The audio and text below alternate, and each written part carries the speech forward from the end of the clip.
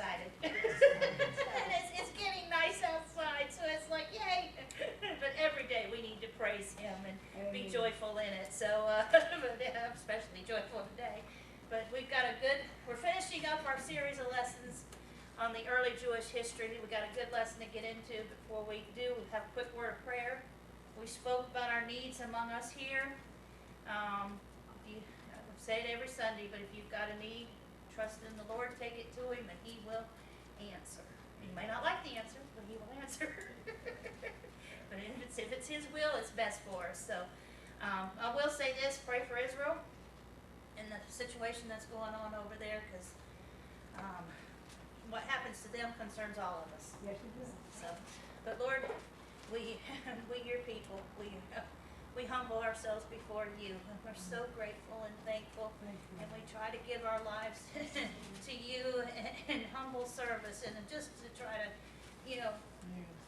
and thanks and gratitude for what you do for us. And we ask you take our lives and make something worthy out of them for your glory. We have great needs. We have many needs, small and great. And we're trusting you as the Lord of them all to answer our prayers for the best, for our good. And we just lay them all before you, and we're waiting to see the miracles come to pass. And we ask you bless this lesson and help it to encourage us in our faith, and help us to share it with others so that in their faith. In Jesus' name, amen.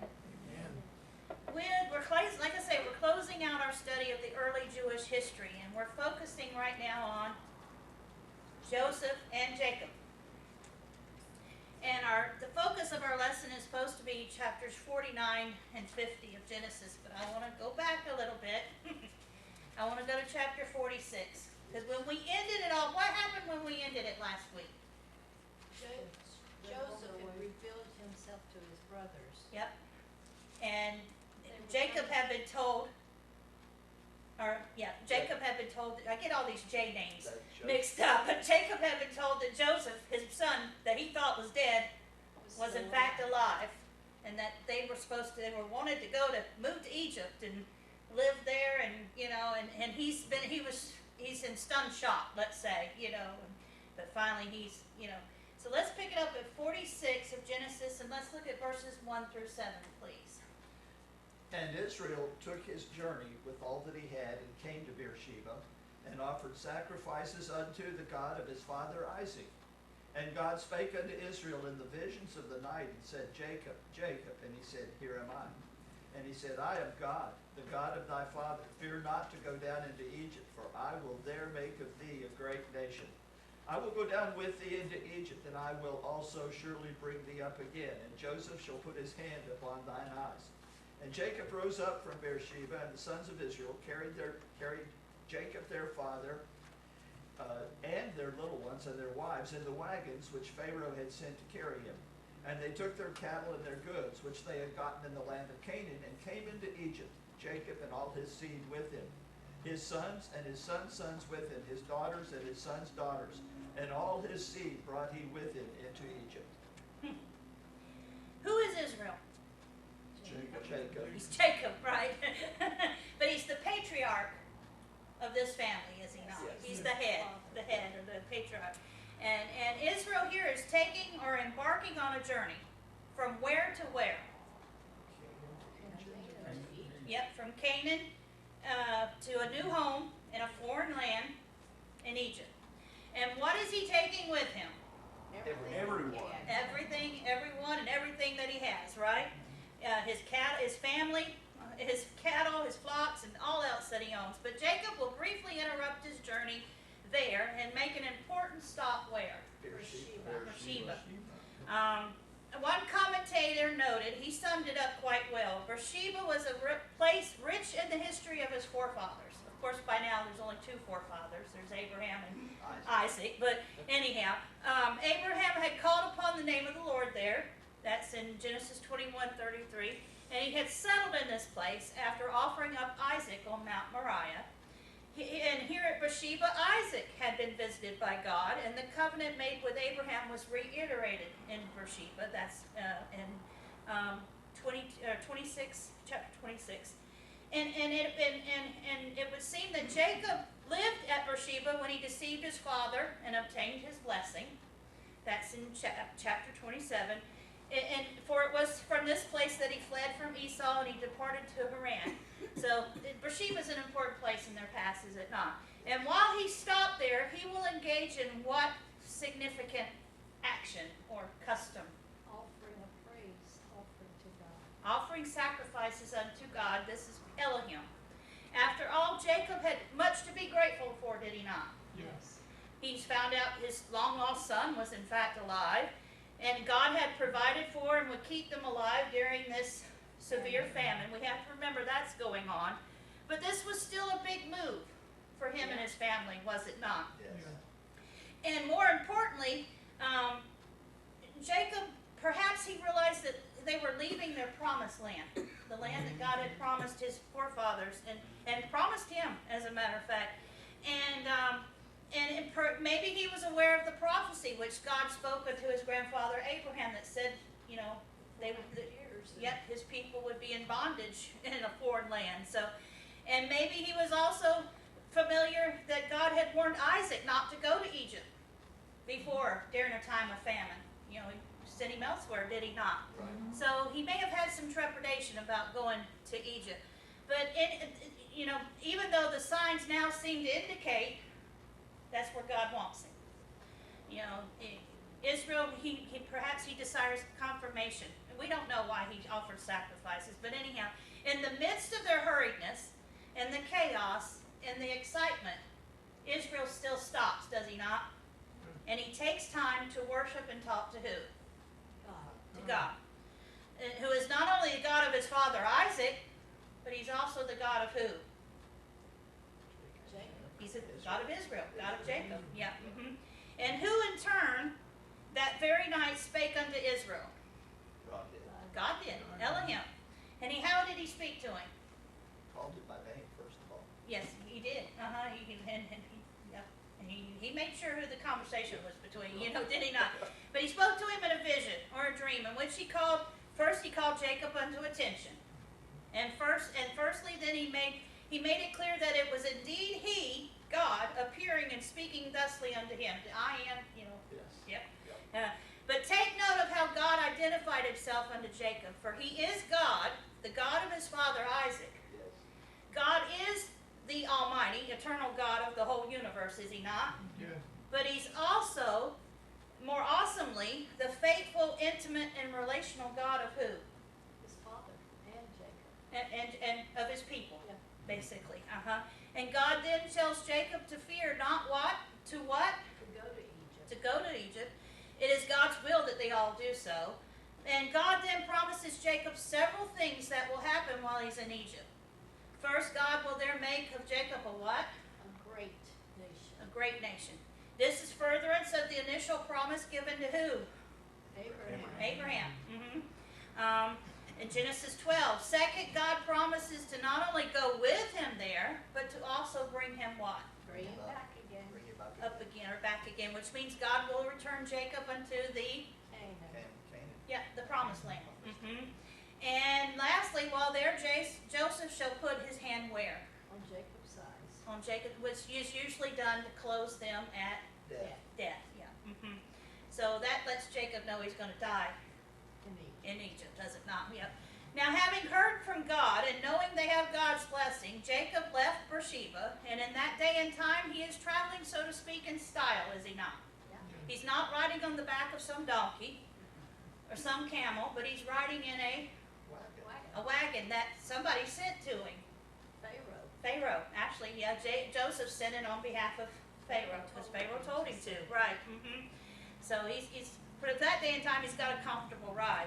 And Jacob and his 11 sons, and all of their families made this arduous journey, bringing with them all that they had, and they came where? To Egypt. Into Egypt, and they eventually settled there in the land of Goshen. Goshen. Now, verses 8 through 25 list the names of the children of Israel, which came into Egypt. And this listing includes not only all the sons of Jacob, but also all of his grandsons, and even several of his Daughters. great-grandsons, Okay. actually. Let's read verses, though, 26 and 27 for a summary of this listing. All the souls that came with Jacob into which came out of his loins, besides Jacob's sons' wives, all the souls were 66. And the sons of Joseph were born him in Egypt were 2 souls. All the souls of the house of Jacob which came into Egypt were 70. So, how many of Jacob's descendants came with him from the land of Canaan to Egypt? 66. 66. And then how many joined him in Egypt? 4. 3. Well, Okay. 66 and 3 is how many? 69. But then we got to include Jacob. That's where we get That's 70. That's It correct. took me a little bit to figure that out. I said, yeah, okay, that's where it is. Now let's read 28 to 30, please. Then he sent Judah before him to Joseph, to point out before him the way to Goshen, and they came to the land of Bashan. So Joseph made ready his chariot and went up to Bashan and to meet his father Israel. And he presented himself to him, and fell on his neck, and wept on his neck at a good while. And Israel said to Joseph, Now let me die, since I have seen your face, because you are still alive. Jacob and the others all arrive in Egypt, and they make their way to the land of Goshen. And who hurries to meet them as they arrive? Joseph. For he anticipates his reunion with who? His father. His father. And their reunion, to say the least, is very emotional, is it not? Yes. Let's look at 31 to 34, please. And Joseph said unto his brothers and unto his father's house, I will go up and show Pharaoh, and say unto him, My brethren and my father's house, which were in the land of Canaan, are come unto me. And the men are shepherds, for their trade hath been to feed cattle, and they have brought their flocks, and their herds, and all that they have. And it shall come to pass, when Pharaoh shall call you, and shall say, What is your occupation? That ye shall say, Thy servant's trade hath been about cattle from our youth, even until now, both we and also our fathers, that ye may dwell in the land of Goshen, for every shepherd is an abomination unto the Egyptians. Joseph now prepares his family for their upcoming meeting with who? Pharaoh. Pharaoh. Who is Pharaoh? King Yeah, of he's the the- top guy in Egypt. Ruler of Yeah, the Egypt. ruler of Egypt. He coaches them to avow unto him that they, like their fathers before them, are what? Lowly shepherds. Lowly shepherds. Yes. It's amazing that shepherds are often despised, you know, for their occupation. They are to, let's see, and that this is so that they may dwell where in his country? Goshen. In the land of Goshen. Their profession would prove a blessing, for the immigrants would thus be removed from the Egyptians. They wouldn't intermingle or mix. And they would be relatively then free to live and do as they always had, you know. Now let's turn to go straight into 47 and look at verses 1 to 4, please. Joseph went and told Pharaoh, My father and brothers with their flocks and herds and everything they own have come from the land of Canaan, are now in Goshen. He chose 5 of his brothers and presented them before Pharaoh. Pharaoh asked the brothers, What is your occupation? Your servants are shepherds, they replied to Pharaoh, just as our fathers were. They also said to him, We have come to live here for a while because the famine is severe in Canaan, and your servants' flocks have no pasture. So now please let your servants settle in Goshen.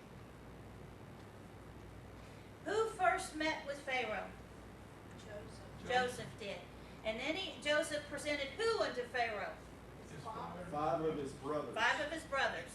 And Pharaoh questioned Joseph's brothers regarding their what? Occupation. Just like Joseph figured he would, you know.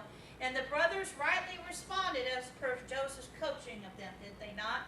Yeah. But then they spoke moreover to Pharaoh, and they firstly acknowledged their great what before him? Their need. You know, Because of the and, famine. yeah, they need for help as to their reason for coming. You know, we have, you know, And then they humbly asked him to let them what?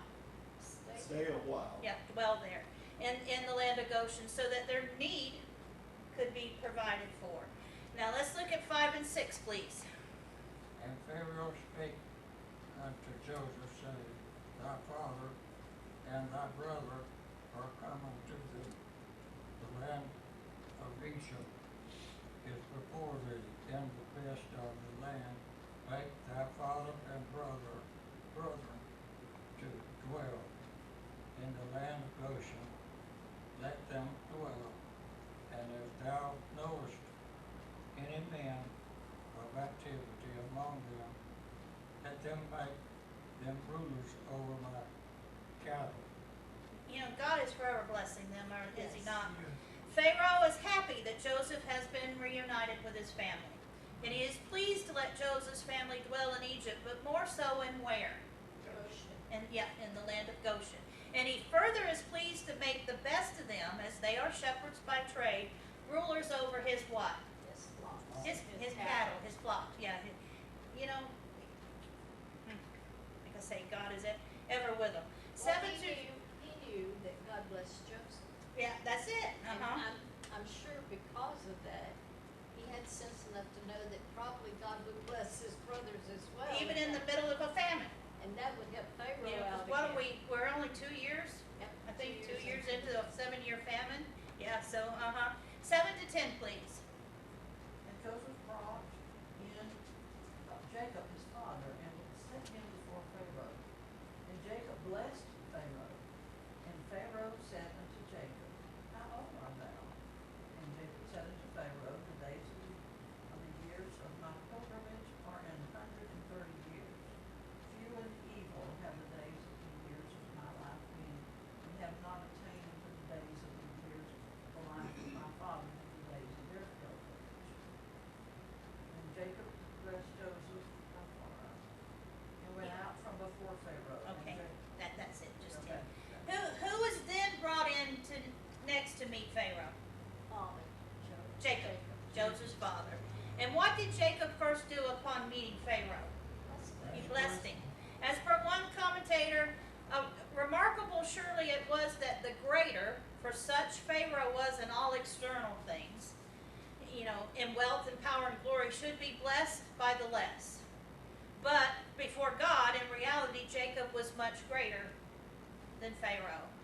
It is probable, therefore, that he not only saluted him and prayed for and thanked him for all his favors to him and his, all which the original word here rendered blessed often means, but that he even blessed him with the authority of the patriarch and the prophet that he was. And Pharaoh then questioned Jacob as to his what? years. His all he age. was. It is said that the Egyptians did not live this long. So to see a man of Jacob's age was, you know, quite, you know, so therefore he questioned him. And Jacob responds that he is how old here? 130. Even by our standards, that's old, is it not? It is noteworthy that he calls the years of his life a pilgrimage. But he then bemoans that what and what have the days of his pilgrimage been? Few and evil. Full of few and evil. One commentator sums this up thusly: there was significant difference between the suffering which Jacob alluded to and that which Joseph endured. Joseph's suffering was undeserved, yet look how Jacob's was not. Jacob,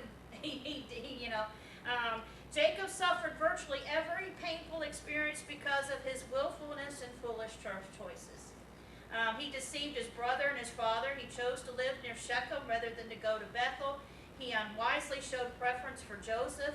The suffering which Jacob experienced was due again almost entirely to his sinful decisions and his responses.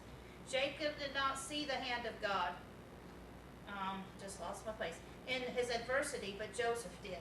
So we see the difference, do we not? Jacob, of course, became more fearful and protective, while Joseph was forgiving and eager to serve others, even at their own expense, at his own expense. We can go on, but there's no reason to. And though the years of his pilgrimage have been few and evil, he further bemoans the fact that the years of his life have not attained into the days of the years of the life of who? His fathers. His fathers, and Isaac. Abraham and Isaac. His grandfather Abraham lived to be 175, and Isaac lived to be 180. Why the pity party in the presence of Pharaoh? One can only surmise the reason. Maybe he's looking at all the wondrous things that Pharaoh's got around him and thinking, well, my life ain't been, nothing like this. But we are told Jacob did what before going out and leaving the presence of Pharaoh? He blessed him. He blessed him again. Probably in like manner as when he came into his presence. Let's look at verses 11 and 12, please. And Joseph placed his father and his brethren and gave them a possession in the land of Egypt, in the best of the land, in the land of Ramesses, as Pharaoh had commanded. And Joseph nourished his father and his brethren and all his father's household with bread, according to their families. Joseph placed his father and his brethren in Egypt and gave them a what in the best of the land, as Pharaoh had commanded? Possession. A possession. So that means ownership, does it not? And given authority over the land in which they would dwell. More importantly, during the prolonged and severe famine, Joseph nourished or fed who all? His family. His family, his brethren, and all of their household. And they all were provided freely with bread, such that none would go hungry, and that's during all the rest of this, 5-year? Yeah. 13 20 through 26 go on to detail the duration and the severity of the famine in Egypt. And it details how the Egyptians were made to give up everything they owned in order to be sustained during this time, to buy grain from Joseph. They firstly gave up all their money, then they gave up all their cattle, then they gave up their land, and then they gave up their freedom. Basically, they became, servants to Pharaoh. So, but let's look verses 27 to 31 and see how, God provided for Israel. Let's see, 27 to 31, please. And Israel dwelt in the land of Egypt, in the country of Goshen, and they had possessions therein, and grew and multiplied exceedingly. This is during the famine. This is during the famine, right? And Jacob lived in the land of Egypt 17 years, so that the whole age of Jacob was 147 years. And the time drew nigh that Israel must die. And he called his son Joseph, and said unto him, If now I have found grace in thy sight, that I pray thee thy hand under my thigh, and deal kindly and truly with me, bury me not, I pray thee, in Egypt. But I will lie with my fathers, and thou shalt carry me out of Egypt, and bury me in their burying place. And he said, I will do as thou hast said. And he said, Swear unto me. And he swore unto him. And Israel bowed himself upon his bed. Now see the contrast between the suffering of the Egyptian people and the blessing of the Israelites? They prospered, and the Egyptians lost everything. Everything. Jacob and all his household during the same sore famine dwelt in the land of Egypt in the country of Goshen, and they had what therein? They had possessions. Plural. Possessions. They were given a possession when they came in. Now they have possessions. And they, in Jacob's household, what and what exceedingly? They grew and they multiplied. They've gone from those 70 initial souls, which were, and they've added many over the years, so that they have become probably innumerable in these 17 years, Yeah, and since they never lost their possessions, they never had to sell themselves for food. No. They did not become servants of Pharaoh. No. The whole rest of the country did. And it's amazing the country didn't take notice of this. Yeah. Well, they probably took notice of it, but with Joseph in the position he was in, Well, they didn't uprise. You would think the whole country would get all up in arms over it and say, hey, why this? No. not with Tell me Pharaoh and God Joseph. wasn't with them. Well, God was on their side too. Let's see. Jacob lived in Egypt, dwelling in the land of Goshen. How many years now? 17. So he's 447 years old. And the time has now drawn nigh that he, Israel, also known as Jacob, must what? Die. He must die, as all men do. And he calls which of his many sons to him? Joseph. And made him swear an oath unto him that he would not bury him where? In Egypt. In Egypt, but would carry him out of there and bury him in the burying place of who? His father, so that in death he would lie with them. And upon Joseph swearing unto him an agreement Israel or Jacob bows himself upon his bed. As per one commentator, the picture of the aged patriarch leaning back upon his bed, content and happy in his son's promise and giving thanks to God for the peace of his approaching end is one of, great dignity. So, now in chapter 48, we have the occasion of Jacob blessing Joseph and Joseph's two sons, Manasseh and Ephraim. And he gives preference to Ephraim over Manasseh. And in verses 1 to 28 of Genesis 49, we have the record of Jacob blessing all 12 of his sons, from Reuben unto Benjamin. But let's pick it up in chapter 49 at verse 28, please. 28 to 33. 28 to 33? Of 49. Okay. All these are the 12 tribes of Israel, and this is what their father spoke to them. And he blessed them, and he blessed each one according to his own blessing. Then he charged them and said to them, I am to be gathered to my people. Bury me with my fathers in the cave that is in the field of Ephraim the Hittite. In what, 30? 30 and 31, yes. In the cave that is in the field of Malacca, which is before Marah, and in the son of Canaan, which Abraham bought with the field of Ephraim the Hittite as a possession for a burial place. There they buried Abraham and Sarah his wife. There they buried Isaac and Rebekah his wife. And there they buried Leah. 32 and 33. The field and the cave that is there were purchased from the sons of Hittite. And when Jacob had finished commanding his sons, he drew his feet up into the bed and breathed his last breath, and was gathered to his people.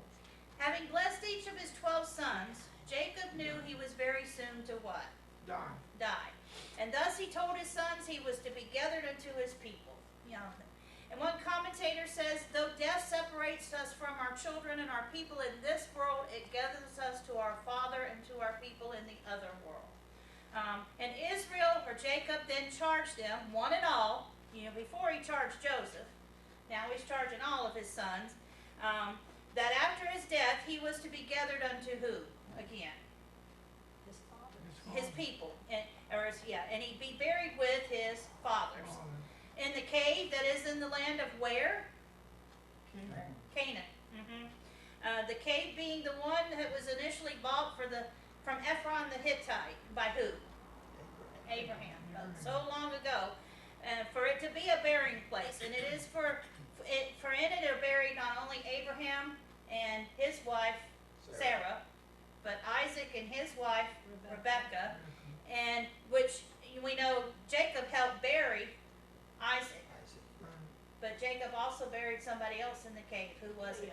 Leah. One of his wives. Yeah. And when Jacob had made an end of commanding his sons, he firstly what? He gathered up his feet. He laid, I guess, back down in the bed. Did he not? Yeah. And then King James says he yielded up the ghost, which means he breathed his last and he died. At 147 years old, was it not? Yet.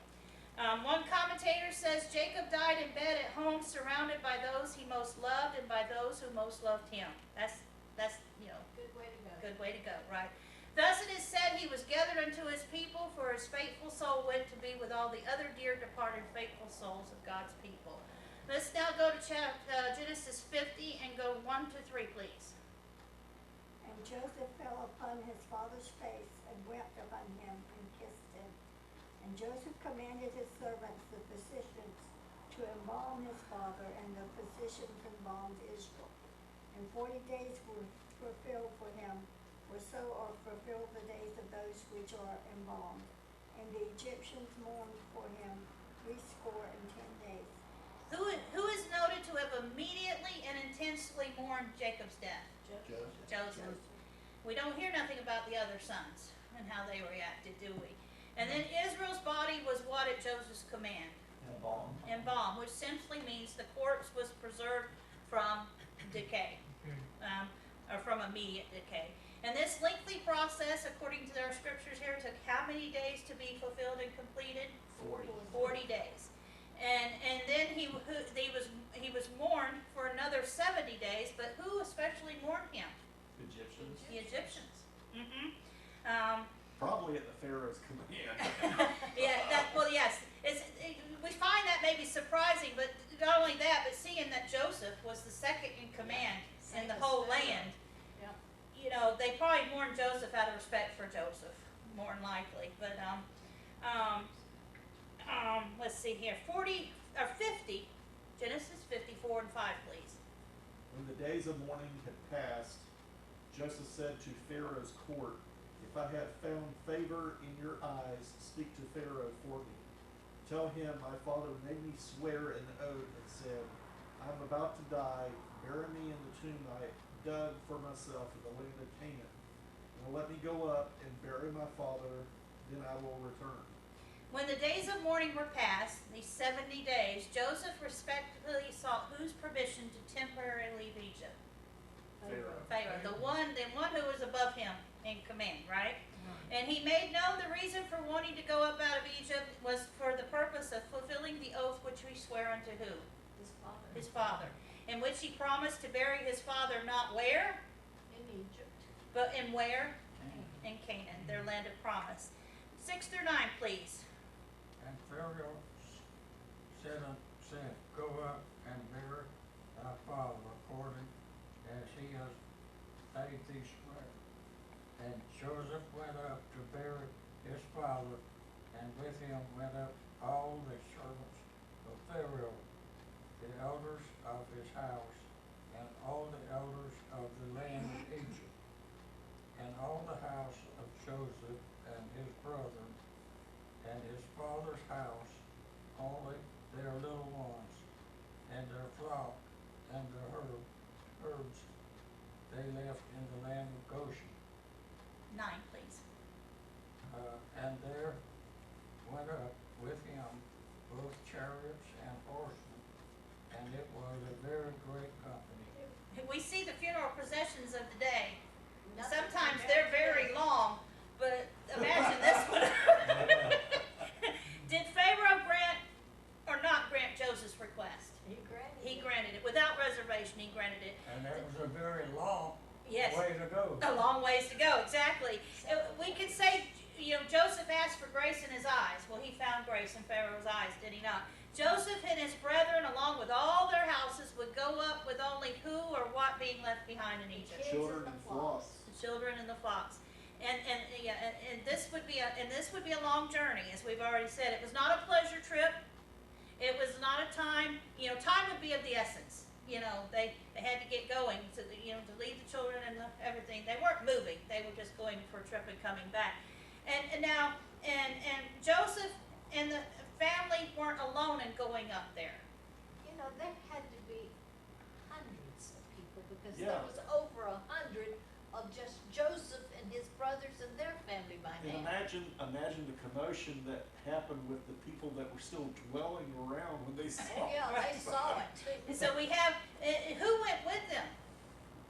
A lot of the Egyptians. Yeah, a lot of the high-ranking Egyptians. One commentator says this was a large delegation of high-ranking Egyptian officials, men of various ranks and offices, all of whom, though, were subordinate to Joseph. They were probably dressed to the height. And So just to see them coming with all of this royalty. And that then was not there. only were they these, but who else was with them? We have chariots Horses. and horsemen. This is probably for the security of these prominent men, so it is concluded that it was a very great company which went up out of Egypt to go to the land of Canaan to bury this, humble man, I guess you could say. 10 and 11, please. And they came to the threshing floor of Atad, which is beyond Jordan, and there they mourned with a great and very sore lamentation. And he made a mourning for his father 7 days. And when the inhabitants of the land, Canaanites, saw the mourning and the floor of Atad, they said, this is a grievous warning to the Egyptians. Therefore the name of it was called Abel Mizraim, which is beyond Jordan.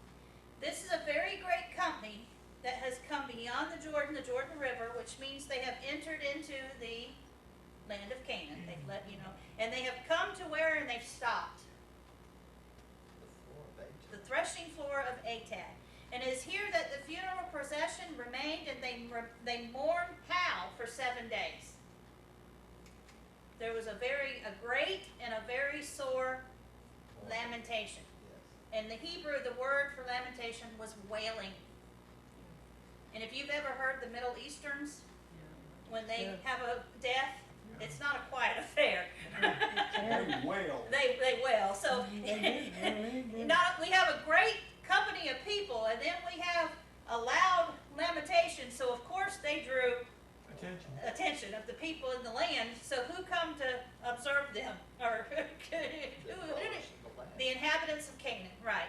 And when they witnessed the grievous mourning of these Egyptians taking place in their land, they named the site of this spectacle Abel Mizraim, which means the mourning of Egypt.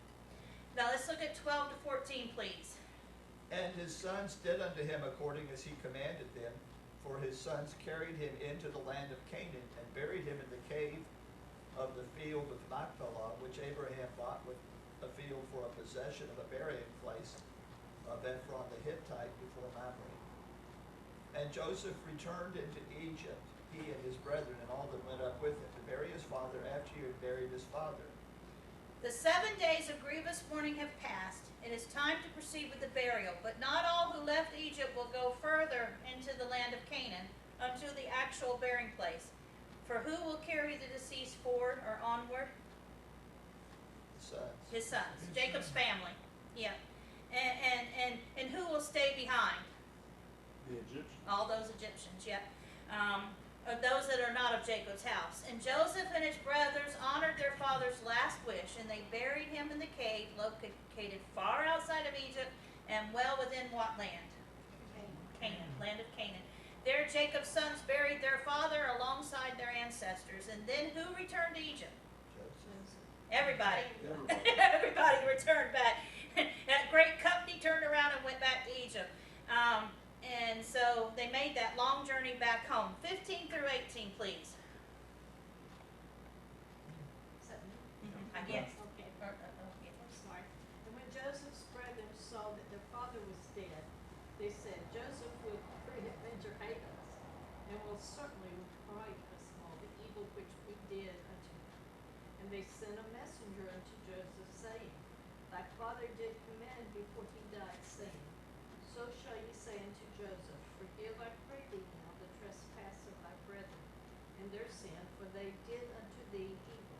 And now we pray thee for forgiveness. Forgive the trespass of the servants of the God of thy father.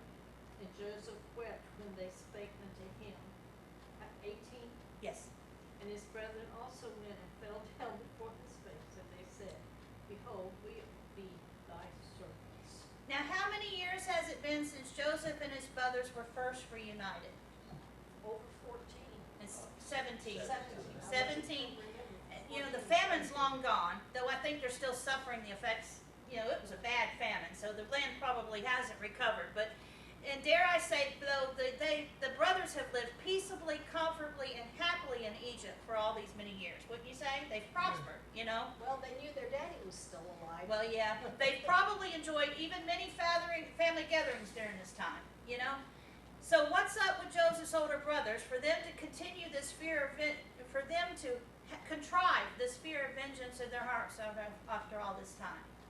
Well, they thought while their father was alive that he basically kept Joseph from doing anything.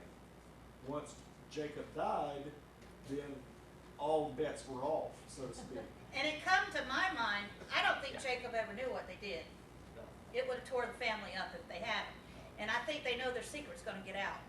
And they may be, you know, the guilt from, we're going to be found out what we did. So, but anyhow, let's see. There was something a commentary said here. A guilty conscience exposes men to continual frights. Those that would be fearless must keep themselves guiltless. You recall Joseph, when long ago he revealed himself to them. He made it clear he loved and forgave them, did he not? Yeah. But recall, but he also counseled his brothers to forgive themselves. In Genesis 4:45, 4 and 5, it says, And Joseph said unto his brothers, Come near to me, I pray you. And they came near, and he said, I am Joseph your brother, whom you sold into Egypt. And verse 5 says, Now therefore be not grieved, or nor angry with yourselves. He basically told them, don't forgive yourself. And he says that you sold me hither, for God did send me to now preserve your life. Apparently their sins still grieve their consciences. Thus their guilt and their shame and fear now. Such is their guilty consciences that they can't at first even face their brother with their fear. For who did they send to go talk to him? A messenger. It is, many say it was Benjamin. That Joseph loved Benjamin, and he would maybe, Benjamin could get him to take pity on him. I don't know. And look at the message they could try for the messenger to relay on their behalf. Is it really their father's command? No. No. I think that's a lie told to arouse sympathy on the part of their brother. But otherwise, does their message speak the truth? It does. It does speak the truth. It's a confession in which Joseph's 10 older brothers admit they did trespass, they did sin, and they did do evil unto who? Their brother Joseph. And also note in a roundabout way, they confessed their sin unto God as well. I didn't notice that till one of them pointed out, because they say the servants of the God of thy father, forgive the trespass of the servants of the God of thy father. So they're admitting they're servants of God. So I think in a roundabout way they're asking God to forgive them too here. So, let's see. And their humble repentance, would you say, is also noted in their confession?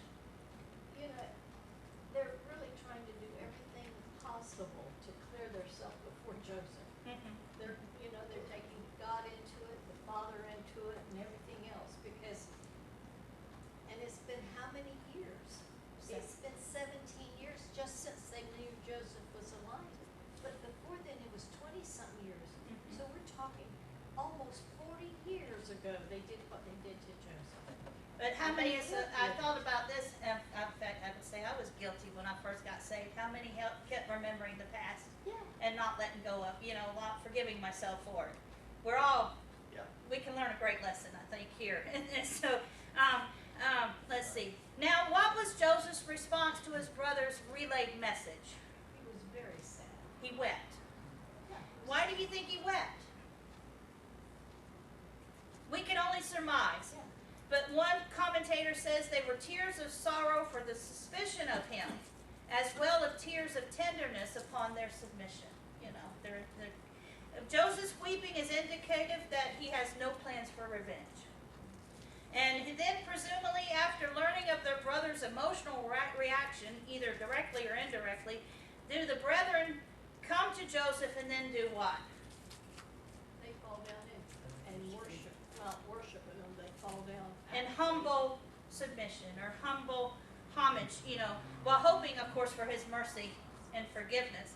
One commentator had this to say: they were ready and willing to undergo that servitude in which they so wickedly sold Joseph. And another, but this is the first time the brothers make obeisance or pay homage not to an Egyptian governor, But to their brother. but to their brother, in In fulfillment of Joseph's early prophetic dreams. And I thought, whoa, that's yeah. 19 through 21, please. And Joseph said unto them, Fear not, for am I in the place of God? But as for you, ye thought evil against me, but God meant it unto good, to bring to pass, as it is this day, to save much people alive. Now therefore fear ye not, I will nourish you and your little ones. And he comforted them and spake kindly unto them. What does Joseph right off admonish his brothers to do or not do, more so not to do? He says, fear not. He assures them their fears are unfounded. Now, what do you think Joseph meant by his next question, his next statement, that he is, am I in the place of God? Or, God will judge. God judges. And he's not And going he's to. not doing he's, that. right. Joseph recognizes he is not God, thus he will not act like God. He knows that revenge is God's, prerogative, not man's. He directs them in a way to not fear him, but to fear God, and to humble themselves before the Lord and to seek his forgiveness rather than Joseph's. And also, like I say again, to fear God rather than him, and they've experienced his wonderful care and kindness all these years, therefore believe that God will not now, bring harm to you, So, Joseph does not deny that his brothers thought what against him? Evil. He does not deny their sin or their whatever. Yet he quickly gives credit where it is due, and he testifies that who took their presumed evil and purposed it only for good? God. In other words, God had a master plan Uh-huh. for the whole thing. This is, God or Elohim. And he further testifies that God meant it not only for Joseph's good, but to ultimately bring to pass as it is this day, and save who and how. A lot of people, because they've multiplied and they've multiplied and they've multiplied and they've multiplied. They're a lot more than 70 souls. And it wasn't just them, it was the Egyptians too. Right.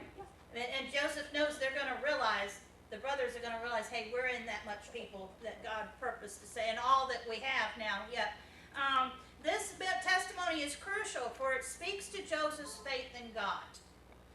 And Joseph's faith enabled God to wrought the forgiveness in his heart, the forgiveness that is forever with Joseph to convey now to his brothers. As per one commentator, Joseph has submitted to the purpose of God, and he refuses to hold a grudge or take revenge and thereby attempt to subvert God's divine will.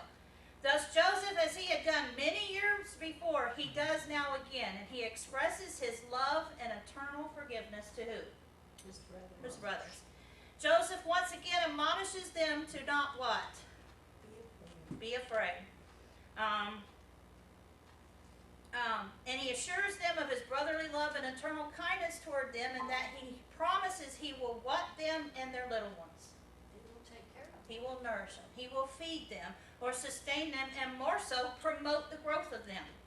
And with these words and others, Joseph spake kindly unto them, and he comforted them. And hopefully his words impacted his brothers' hearts, such as to finally vanquish their fear, their guilt, and their grief.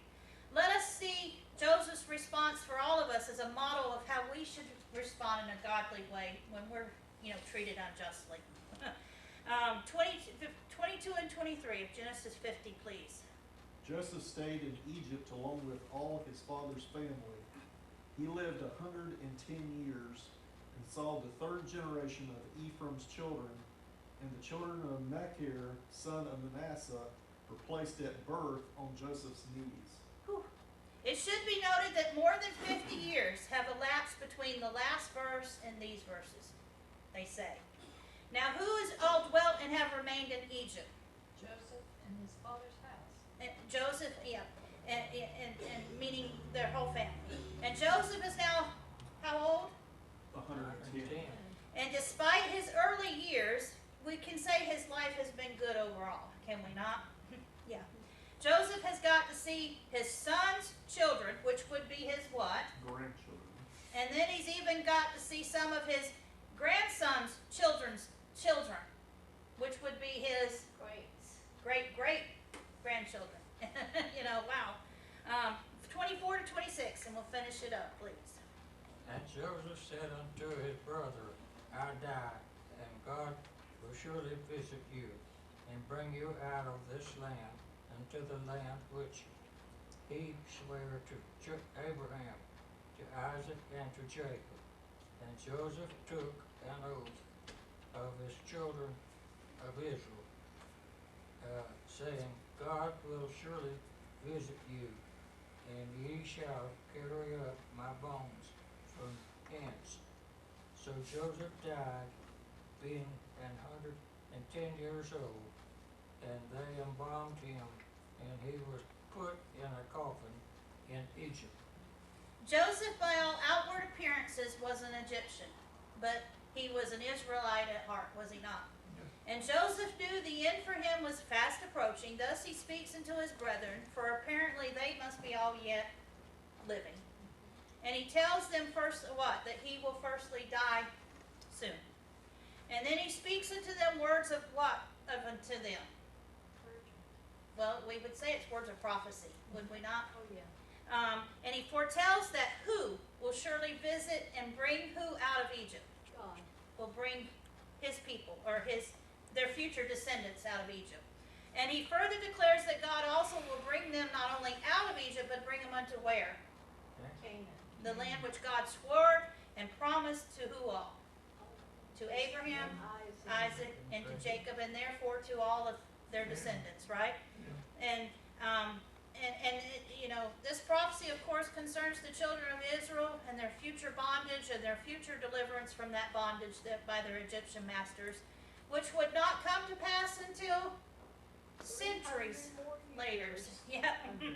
And Joseph, by faith, believed that God would accomplish what he swore to do. Hebrews 11:22 confirms this, because by faith Joseph, when he died, he made mention of the departing of the children of Israel and gave commandment concerning his bones. Thus he took an oath with who? The children of Israel. The children of Israel. This encompassed not only his brothers, but all their descendants, but for all the descendants from that time forward, as the oath is valid until it is done. So even though it would be, 300, 400 years? Passed down from one generation. Right. The oath was passed The oath, down and it from was one. valid, it was expected for them to carry it out. And per the oath, they vow that when God surely visits us and brings them out, then they shall carry up what from Egypt and unto the land of promise? Joseph's His bones. bones. By then they would be bones. And the last verse of the book of Genesis states that who died being 110 years old. Joseph. And he was embalmed and put where? And he called And them. coffin. Coffin. Centuries again go by, and per Exodus 13, 18, and 19.